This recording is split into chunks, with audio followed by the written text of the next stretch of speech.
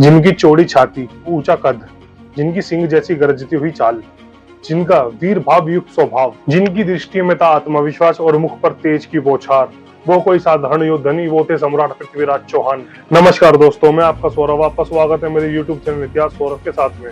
तो दोस्तों, आज हम जिन वीर योद्धा के बारे में बात करेंगे उनका नाम है सम्राट पृथ्वीराज चौहान। भारत के इतिहास में पृथ्वीराज चौहान का नाम एक महान योद्धा और सम्राट के रूप में अमर है। क्या आप जानते हैं, एक राजा जो न केवल अपनी वीरता के लिए जाना गया बल्कि अपनी शौर्य गाथाओं से आज भी हम सबको प्रेरित करता है। 1166 में अजमेर में जन्मे पृथ्वीराज चौहान के पिता राजा सोमेश्वर चौहान थे। बचपन से ही युद्ध और राजनीति की शिक्षा प्राप्त करने वाले पृथ्वीराज चौहान ने 13 साल की उम्र में पहली बार अपने राज्य की रक्षा की। 1191 में पृथ्वीराज चौहान ने मोहम्मद गौरी को तराइन के युद्ध में करारी हार दी। यह युद्ध भारत के इतिहास में एक महत्वपूर्ण मोड़ था, जिसने विदेशी आक्रमणों के खिलाफ भारतीय शौर्य को प्रदर्शित किया। तराइन के दूसरे युद्ध में गौरी ने 1192 में एक बार फिर हमला किया। इस बार वह पृथ्वीराज चौहान को हराने में सफल रहा।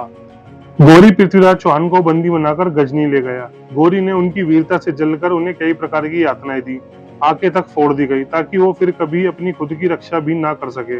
लेकिन एक सच्चा योद्धा सिर्फ आंखों से नहीं देखता, वो अपने आत्मबल से लड़ता है। चंद्रबरदाई, जो उनके कवि और सच्चे मित्र थे, उनके साथ ही गजनी गए थे। उन्होंने एक योजना बनाई। एक कवि संवाद के बहाने पृथ्वीराज चौहान को गौरी के सामने खड़ा किया गया। कहा जाता है उसी वक्त चंद्रबरदाई ने शब्दों में लक्ष्य बताया और पृथ्वीराज चौहान ने बिना आंखों के सिर्फ दिशा सुनकर तीर चलाया और गौरी को वहीं मार गिराया। पृथ्वीराज चौहान का जीवन भले ही यातनाओं से भरा रहा, लेकिन उनका अंत एक वीर योद्धा की तरह हुआ, जिसने आखिरी सांस तक हार नहीं मानी।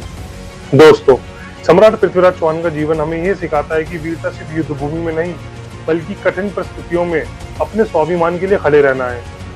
आज भी जब हम इतिहास के पन्ने पलटते हैं तो सम्राट पृथ्वीराज चौहान की कहानी हमें गर्व, प्रेरणा, आत्मसम्मान का पाठ पढ़ाती है। ये थी कहानी हमारे गौरवशाली इतिहास की। अगली बार फिर मिलेंगे एक नए किस्से के साथ। तब तक के लिए जय हिंद।